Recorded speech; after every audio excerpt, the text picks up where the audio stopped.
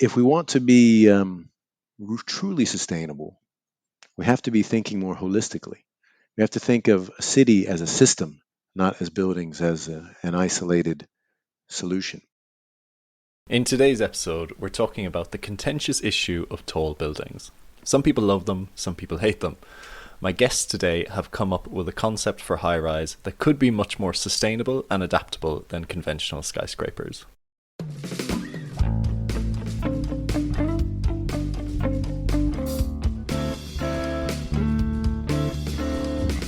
Welcome to The Green Urbanist, podcast for urbanists fighting climate change.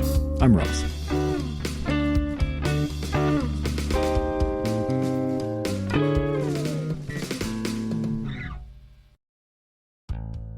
My guests today are Tomas Stokke and Shonn Mills. Tomas is a co-founder of Haptic Architects, based in London and Oslo. He oversees Haptic's international work and has taught, lectured, exhibited and been published internationally. Shonn Mills is global head of high-rise buildings at Ramboll, with more than 20 years' experience as an engineer. They have collaborated to produce a new concept for sustainable tall building design, which is called Regenerative Highrise. They have taken a really interesting approach in tackling a difficult urban site in Oslo and designing a building that responds to this while being low carbon and extremely adaptable. We talk about all the interesting details in the conversation, so I won't get into that now. Episode 15 of this podcast was called Are Tall Buildings Sustainable? And I concluded that typically tall buildings have a huge carbon and material footprint, and it's clear that they can have a negative impact on a city's urban design, environment, economy and social life. So I came into this conversation a bit skeptical and ready to challenge them. We ended up having a really good conversation, and I think they've done some really useful work here in pushing the design of tall buildings much closer towards sustainability, not just environmentally but also socially, and taking a long-term viewpoint on it. I've included a link to the DZine article about regenerative high-rise in the episode description. You may want to open that and have a look at the CGIs of the building while listening to us discuss it. If you're enjoying the Green Urbanist podcast, the best thing you can do to support it is to share an episode with a friend or colleague who you think might enjoy it. I hope it sparks some interesting conversations for you. Okay, here we are, we're recording. Thank you, Shonn and Tomas, for joining me on the podcast. Really good to have you. We can start off just by, if you could just introduce yourselves, and I'll start with you, Tomas. Thank you. I'm Tomas Stokke, co-founder of Haptic Architects. Haptic are based in Oslo and London and work around the world. Our mission statement is to create places that make people happy. We also have an R&D arm called Haptic Green, where we undertake research for our projects and also do think pieces such as the one we're about to talk about today. Excellent, thank you. And over to you, Shonn. Thanks, Ross, and thanks, Thomas. Great to be here. I'm Shonn Mills. I'm Global Director for High-Rise Buildings in Ramboll Group. And what that means is basically I get the pleasure of looking after all of the tall stuff that Ramboll gets involved in. So we have a really big group of people, around 300 staff and over 5 or 6 geographies. And what does tall mean in Ramboll? Well, that's a big debate, but actually we solved it. And anything over 20 stories, so we get a lot of action. So it can be some of the new high-rise that we're seeing springing up in the Nordics, or some of the really tall stuff you see in the UK or Dubai or in the Asian geography. So it's a really fun space to work, and really pertinent right now in today's day and age. But thanks for having me. I really appreciate it. Yeah, absolute pleasure. Thanks for joining me. So we are here to talk about your concept, which is called the regenerative high-rise. Can you tell me, I suppose, where did this come from? Where did this idea come from? And what sort of problem are you trying to solve with this? Yeah, so I think, Shonn and I were talking, during the pandemic. There was obviously a lot of change going on at the moment. People weren't sure, is the office dead? Do we need different types of residential buildings with more room for home offices? Do we need to accommodate more third space type spaces within our buildings, and so on and so forth. So it felt like it was a moment of change in how we approach buildings. I think the second thing was, what we're seeing quite a lot of is, how almost brand new buildings are being demolished because they're no longer fit for purpose. Which from a carbon perspective, obviously, is absolutely scandalous.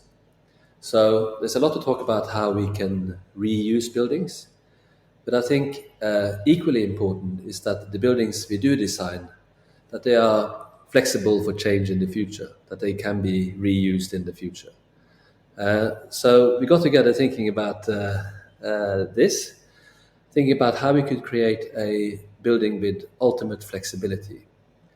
So we found a site in Oslo that we've been looking at for some time. It's a sort of really interesting piece of the city. It straddles the sort of eastern and western part of Oslo, which typically separates the more deprived parts of the city from the more wealthy parts in the west.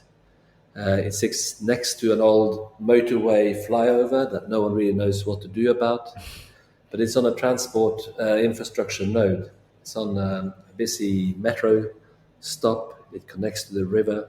So we just thought, if you're going to test this new concept, why don't we choose the sort of most difficult site in Oslo and see what we can do about it? And the concept, which we'll talk about soon, I'm sure, is about creating a combination of hard decks and soft decks within the building. So you have a superstructure which basically encompasses 3 stories.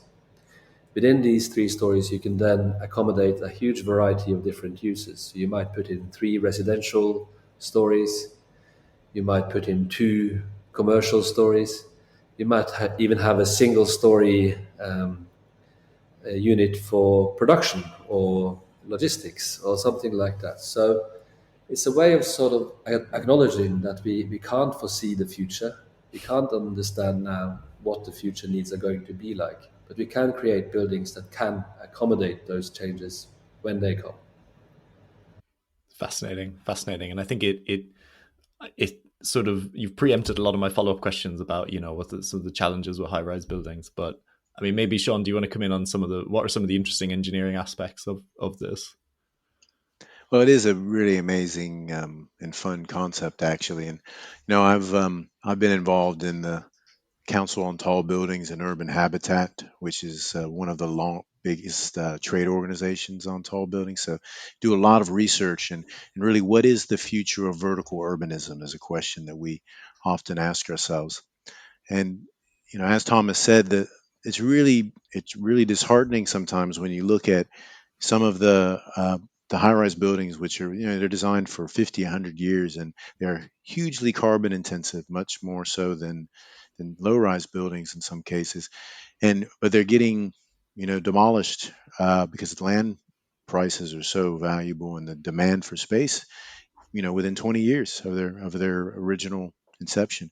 And it's just you know that feels really wrong. And so looking for something that a different typology, something that is more akin to vertical land creation than creating a building. We're actually creating new plots of land vertically. Increasing the amount of land that you can have in an inner city is just a super interesting concept. And then putting all these together with some of the other challenges that we're trying to address around materiality, decarbonization. There's a real push for industrialization in construction now. We're really far behind if you look at a lot of the other industries like the car industry. I mean, we're still building things the way we did 100 years ago. So trying to take advantage of some of these other trends in construction and using this to make the regenerative high rise possible with offsite construction and plug and play components. So this building or the regenerative high rise, so it's not really to be designed or operated like a building. It's almost more like a piece of software that you can continually upgrade. We want it to be able to be refreshed on such a rate that it can stay so relevant and so competitive to what the community needs. And for For Thomas and I, that is really the definition of sustainability. It's a much bigger topic. How do you stay relevant? How do you stay, useful? How do you stay competitive? How can it still provide long-term value, long after its original inception? Fantastic. I mean, maybe we should take it back to first principles and think about like why did you decide to go with a high rise model as opposed to maybe a more mid rise model or something like that? Why do we need tall buildings? I can talk a little bit in the context of Oslo to start off, and then Sean, who's much more of an expert on this than me, can elaborate a bit. But in Oslo, there's a huge ongoing discussion about high-rise buildings, whether they are appropriate or even needed for a city like Oslo, which is a sort of mid-sized city in a global context. And in Oslo, traditionally, a high-rise building was actually defined as anything above 12 stories. So, which would count as a low-rise building in lots of other cities. So, it's an interesting city to have that discussion in. At the same time, Oslo is undergoing a revision of their high-rise strategy for the city. So they realized that the previous way of thinking about high rises is out of date. They're revising the current plan and making a new proposal, which is just being launched these days. So our proposal was also a contribution to that discussion. And it's really about, as we've been talking about, it's not just about how high the building is. It's about how flexible is it for change. It's about what kind of uses do you put into it. Most high-rise buildings are monofunctional. It's a hotel or it's an office building or it's a residential building. We wanted to challenge that model. And the most important thing about high-rise buildings is how do they engage with the ground floor? How do they contribute to activating the city? And I think that's where our site is particularly interesting because we have a street level and an active floor on street level. We have the river level, which is actually one floor below, which connects directly into the metro station. And we also have that flyover level where the existing motorway flyover is. And that flyover space and the flyover itself obviously has a huge amount of embodied carbon. Rather than demolishing it, let's turn that problem into a solution. So let's reuse it for something else. It can be used for leisure uses. It can be a high line for Oslo. But it means you get a third active frontage. So you get active frontages over three levels. And I think that's perhaps in the context of the high-rise discussion in Oslo, one of the most important ones. How do the buildings meet the ground? That's fascinating because I can think of so many cities, particularly here in the UK, that have those urban motorways and flyovers that were built in the sort of post-war period, and now people realize, I suppose, what issues they bring, but also a lot of them coming to the end of their functional life because they haven't necessarily been maintained or maybe weren't built very well at the beginning. So there's a question of what happens on those very weird, difficult sites. So I like that Yes. you've tackled that with this. They should all be filled with regenerative high rises. Absolutely. Anything from you, Sean, on that? Well, I think, the going back to the kind of fundamental question, and I must say I get asked this all the time, is, why high rise? But the answer is very, very different, depending. It should be all very contextual. The reason why we go tall in Singapore, it's space. It's a simple fact. In order to, meet the demands of the community, there's a lack of land. And so that drives a particular typology, which I think actually Singapore does a great job at doing a good version of high rise for the tropics. But now you look at a place in the Nordics like Oslo. Now, why do you need you know a high rise building there? You've got so much space. People often ask me, and I think the answer to that, is very different actually. I mean, you have to kind of peel it back. Tall buildings actually can serve many, many purposes. Obviously, this one will be to create space in the downtown heart of the city. There's great advantages of that. But what we're seeing in a lot of these European cities that don't have the population driving, so they're using tall buildings like this as tools for value creation.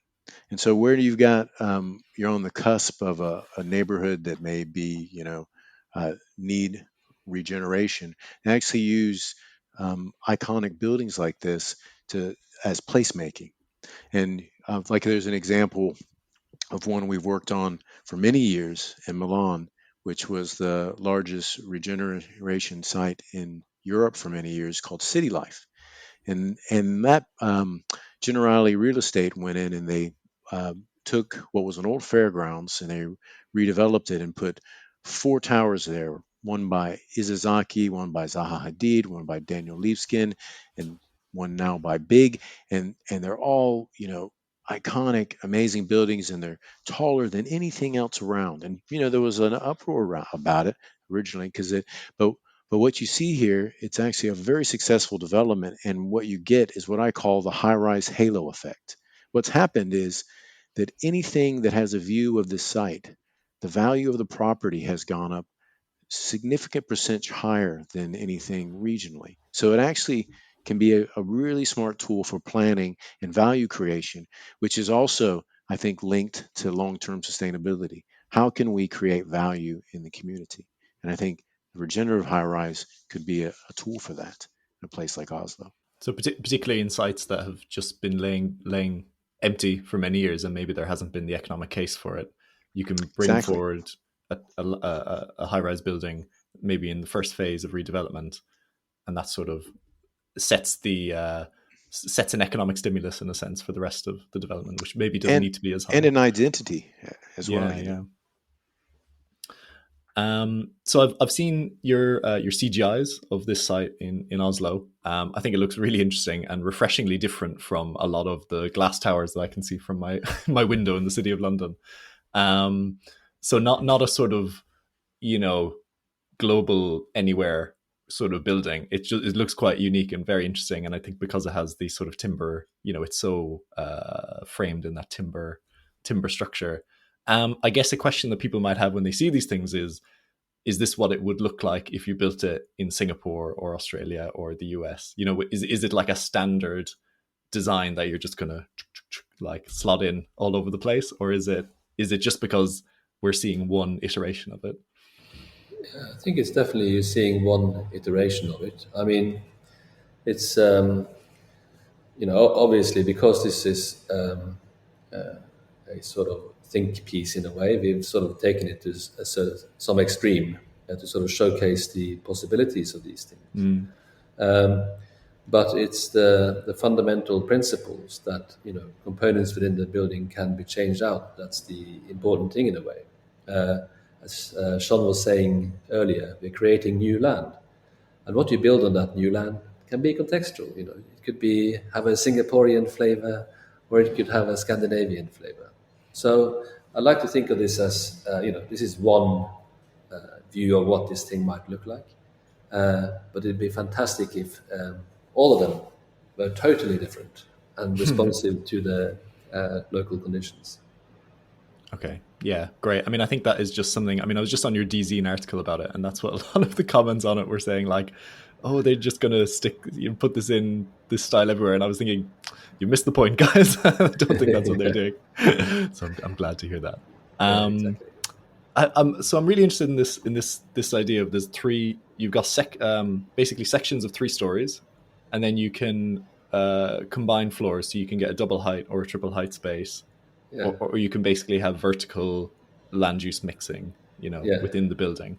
Have you thought about different sort of maybe scenario planning of how that might work, or how the different spaces might be used in that kind of way? Yeah, it's the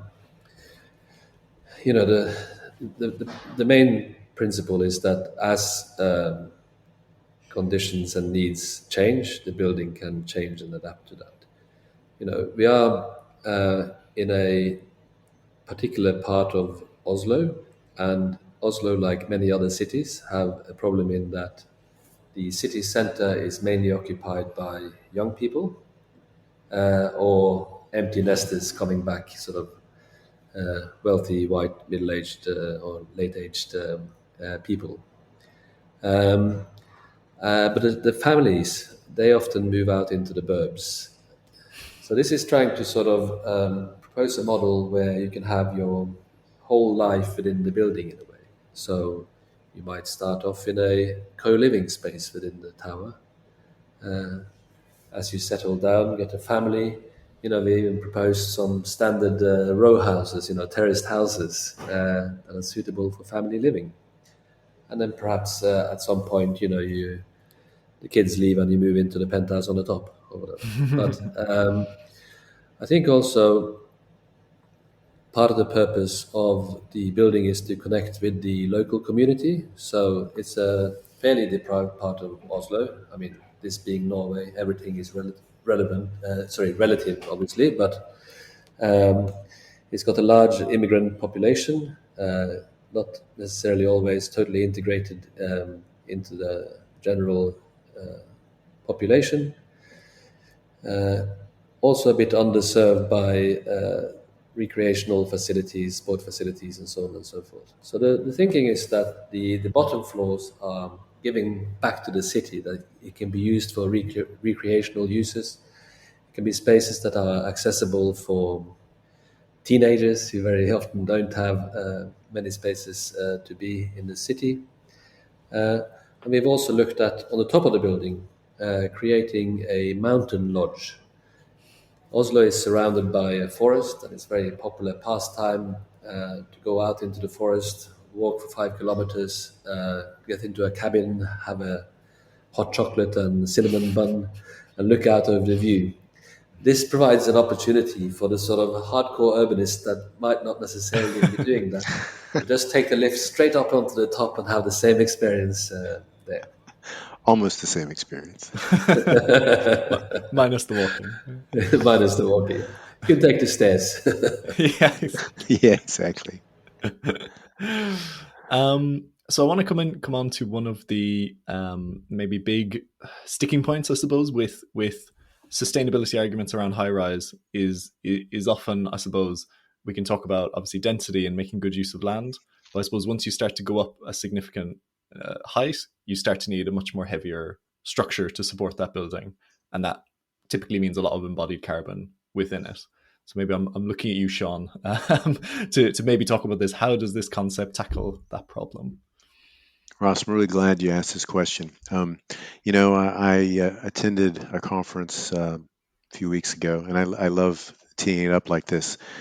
You know, at Ramboll, our big strategy over the next 4 years is to be the leading consultant in sustainability globally, the global expert. And so I asked, this was a group of Ramboll leaders, I said, so I'm the global head of high rise buildings, and we know high rise buildings will have 40% or more carbon per square meter than a low rise building. So, how can I, in good conscience, be the global head of high rise in Ramboll? How can I? But let me tell you how. So, actually, I think it's about the way that you are trying to tackle the problem. And if we want to be truly sustainable, we have to be thinking more holistically. We have to think of a city as a system, not as buildings as an isolated solution.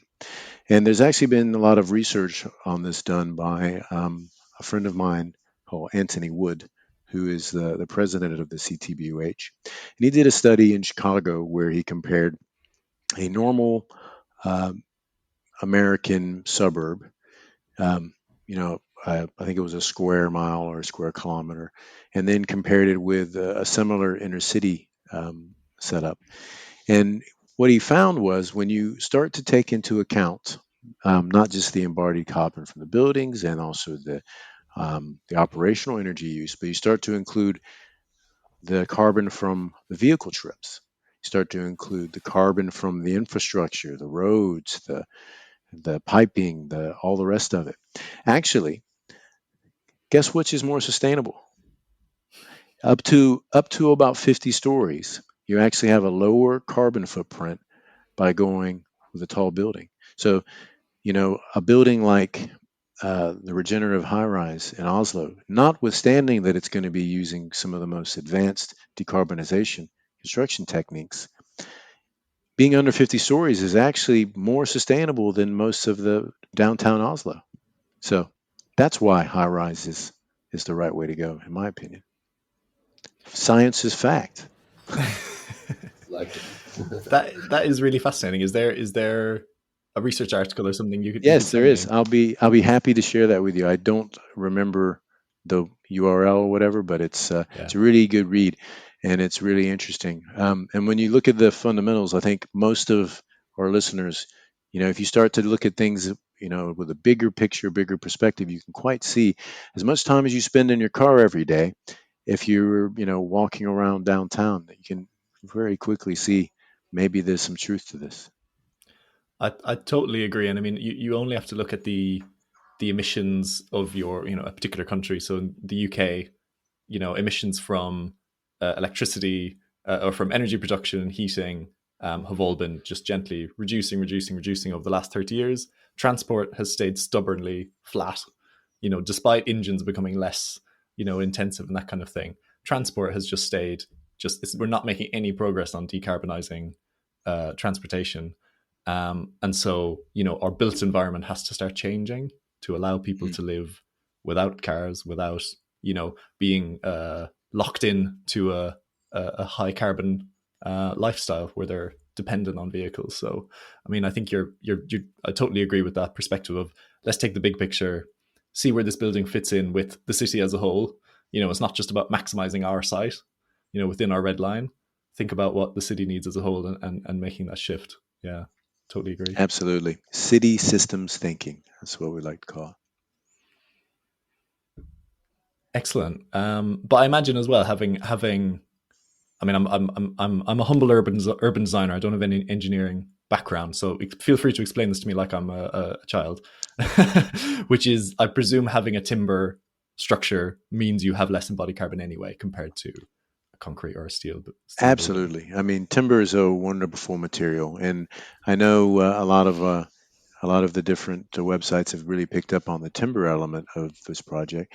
Um, but I'm not. I work with a lot of timber enthusiasts, let's say, or even people that are almost religious about the use of timber. They get quite offended. I'm not that. I think you should take any material and use it to its best use. And on a tower, pure timber towers, I think, are not necessarily the best solution.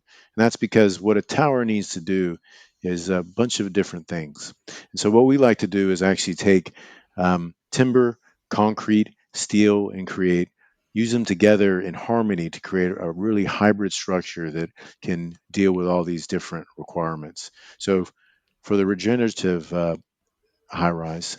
We use timber for the main elements for the floor plates, the vertical elements because of the amount of demand they're under. The columns are actually um, hybrid glue lam with steel inserts, and then we're still relying on the good old trusty concrete core. In this case, prefabricated because we want to take advantage of the new industrialization complex. But concrete core, particularly green concrete, where we can lower the carbon emissions, is very sustainable, and it also provides you with that strong backbone. There's also fireproof escaping because we want to make sure that we can move forward with this proposal with something that we know the authorities will be comfortable with. And so I think timber is a great material when used as part of a family of solutions. I think that's totally right, and I think it's important not to be fundamentalist about this. It's we have to go with whatever works. And the thing is, facts are changing all the time. Products are developing. Steel's getting greener, concrete's getting greener, and so on and so forth. So I think being open and curious and going with what actually works, what has the lowest carbon footprint, what has the longest life cycle, rather than going, it must be timber, is the right way to go. Absolutely. I guess it's difficult for um, I guess smaller practices, but also people like planners and urban designers who don't have the necessary technical knowledge to delve in to this on a project by project basis. I think we tend to go by rules of thumb, and it sort of gets into our mind like, okay, concrete bad, timber good, we sort of. But it's you have to obviously run the numbers and do the calculation and make the case for what is the right solution. Absolutely. We've actually been doing a lot of work recently on this subject with people like British Land in London, where you, depending on the way that you put the sandwich together for like a floor plate, you know, you can get pretty close to a timber solutions carbon content with a steel composite or steel composite timber solution, and particularly if you look at demountability. And that is one of the real key components of this proposal, is that we want to make sure that we want it to last and be as absolutely competitive and relevant as long as possible. But when it's time and it needs to be changed or demounted, that it's been designed to enable that. And so there's a second or third life for these materials. So that's really important embedded part of the concept. Okay, great. So there's a circular economic aspect to it as well. We have to think like that. I think going forward on all our projects. I mean, I know it's not legislated yet, but you know, it should be if it's not. And as Mm. a designer, we need to be aware of not only where we're getting our material, but what happens to it when it leaves the site. Yeah. I think that's also why Norway is interesting as a country for testing these kind of things. I might be slightly biased being Norwegian, but um, it's a relatively small and manageable country. It's wealthy, so it's a good place to test things. If you look at electric vehicles, for example, Norway is the absolute front runner on the electric vehicle adoption globally. Everybody's got a Tesla, right? Exactly, yeah. But on a lot of these issues, Norway are really quite progressive. Also, when it comes to creating green building sites, electrifying construction equipment. When it comes to the use of reusing materials, creating materials for future reuse in buildings, and so on. All this is being built into the building regs in Norway. So it's a good little test lab for these kind of ideas. And I'm really glad they're having the debate now too. I think that this will be a place that, you know, they won't allow us just to go down the old, tried and true high rise solution.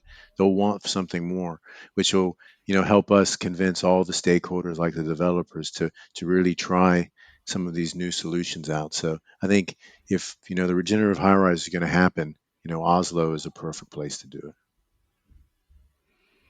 Okay, we have to talk about fire safety, because in the UK we're freaking out about what sort of materials we're able to use in buildings now, and their fire safety, for good reason. And timber has been caught in that, perhaps unfairly, with a lot of people extremely worried, at least of the perception that it's a highly flammable material. Can you talk to that, please? Yeah, I mean, I'll let you do the most talking on this, Sean. But just to say, as we're recording this, we're coming close to the anniversary of the horrible Grenfell tragedy, and I think that's left such a deep impact on all of us that you know the reticence, however it's pronounced, of using timber is fully understandable. Uh, but I think it's a lot of it is sort of emotional rather than Mm, necessarily fact based.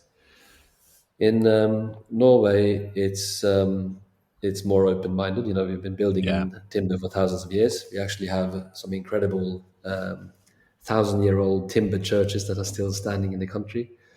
And the two tallest timber buildings in the world, I think, were both built in Norway. Uh, Recently, there was a proposal for another timber tower of 125 meters, Oh wow. and it was heartening to see how it was embraced by everyone, from planners to politicians. So again, it's about science being fact, as Sean was saying. We need to sort of we can't discount an entirely very sustainable building material because of this fact. We have to find ways of working around it to ensure the buildings are safe. Uh, and again, guess that's what's happening in Norway now. And I think there is a way forward. I think a sort of blanket ban on timber would be terrible. In London we're doing a building now which is low rise, but it's timber structure and timber clad, and we get this sort of feeling that it's going to be the last timber building in the UK. So we really hope it won't be like that. But anyway, I'll let Sean elaborate a bit. That was a really great intro, and it will not be the last timber building in the UK, I promise. I mean, this is I'm not purely a timber expert, but we have so many great timber experts in Ramboll, and in the UK was our testing ground. We've done over 200 buildings in the UK. We had the tallest in the world for many years, Dalston Lane, not too far from your office, Ross. And we've done the largest in the UK. We've got such an amazing track record with timber in the UK, and so we're right there in that debate. And I'm quite confident that things will swing in the other direction. It's actually a really interesting time for timber. Fire is obviously a challenge with some regulators, but it's a lot bigger picture. We're actually in the middle of producing a document right now, which we're going to roll out next week, looking at all of the timber projects we're doing globally, but also zeroing in on the different challenges you have regionally. So, fire is a concern in the UK, but actually, we're starting to do timber buildings in Sweden, Denmark, in Norway, but the way that they treat them is quite different.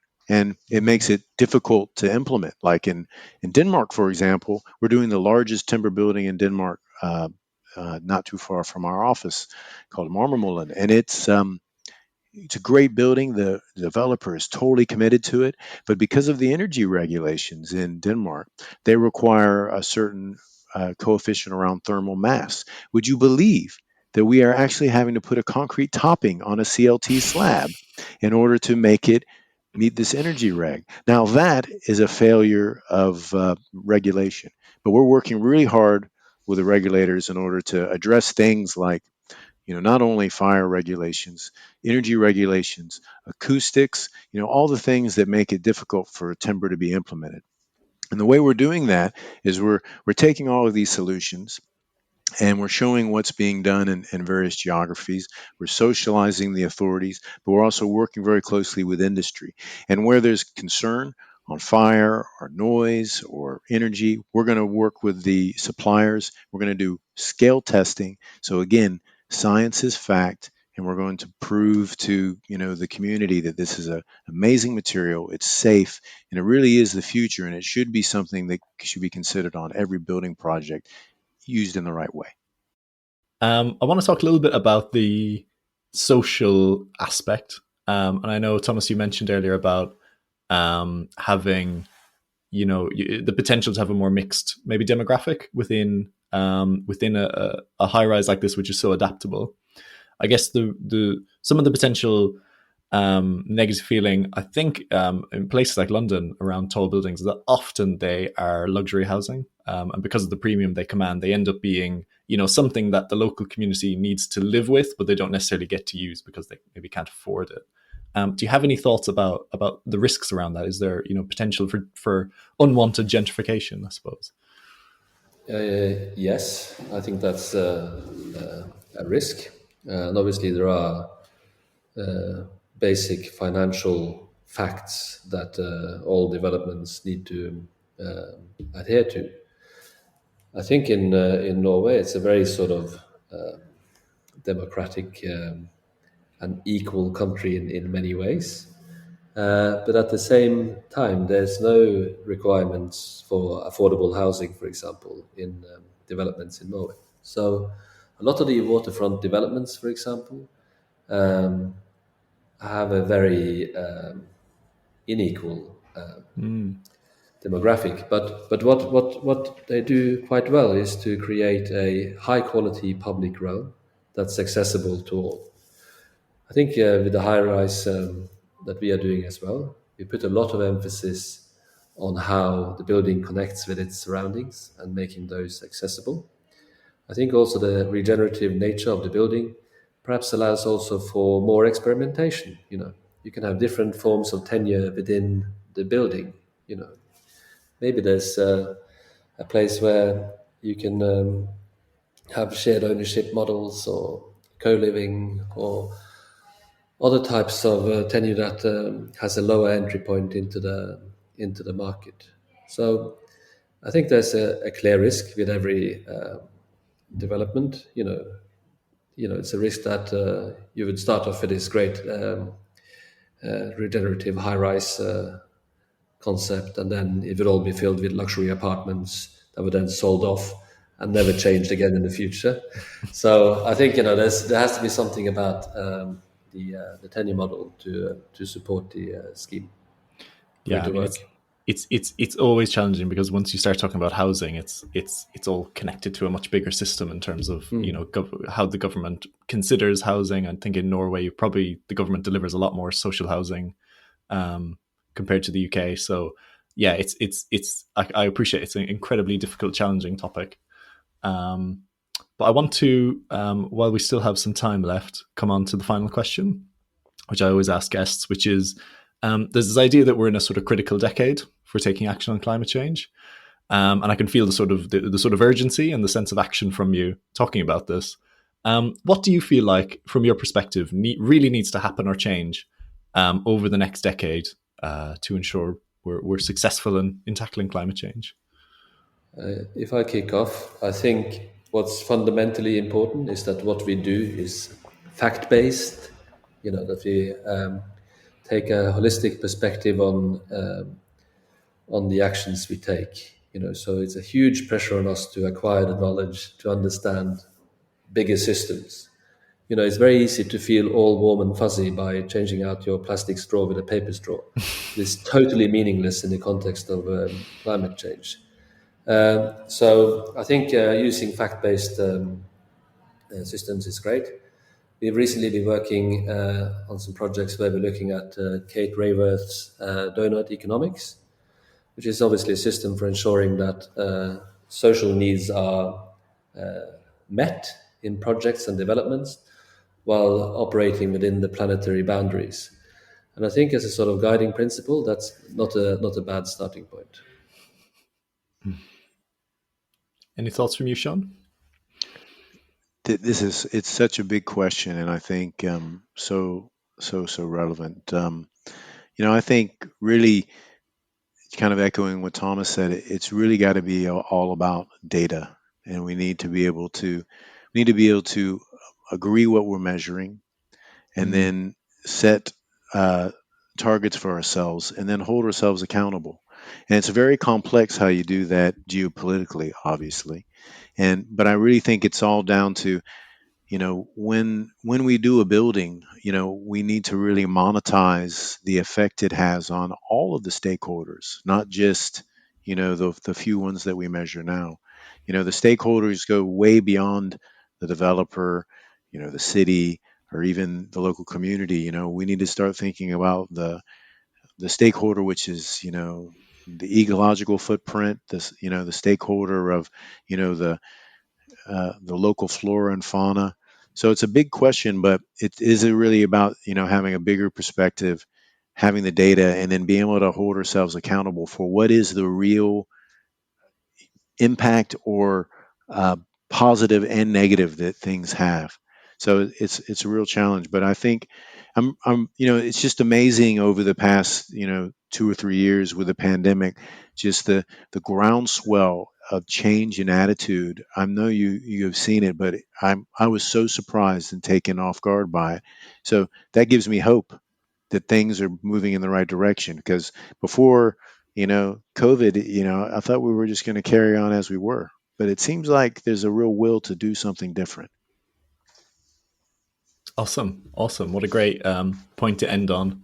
And I think you brought up the donut economics, and I think they're doing fantastic work around applying that concept to cities, places like Amsterdam and Brussels and all over the world actually. And I would suggest people Google Donut Economics Action Lab, and you can find resources on that. But they have this idea that you know when you're talking about the city scale or development scale, you should be thinking about both the local social and environmental aspects, but also the global social and environmental aspects. So how is this place or this development impacting, supply chains? How is it? Who are the people in the factories? Who are the people mining the materials, that you're going to use? But also, how are you, influencing, having a positive impact on local communities? So it's really about getting people to start thinking on those two very different scales, which we desperately need. So yeah, great that you brought that up. But yeah, at this point, I'll bring us to an end. Would you like to give anyone point anyone towards website or where they can find out more about this?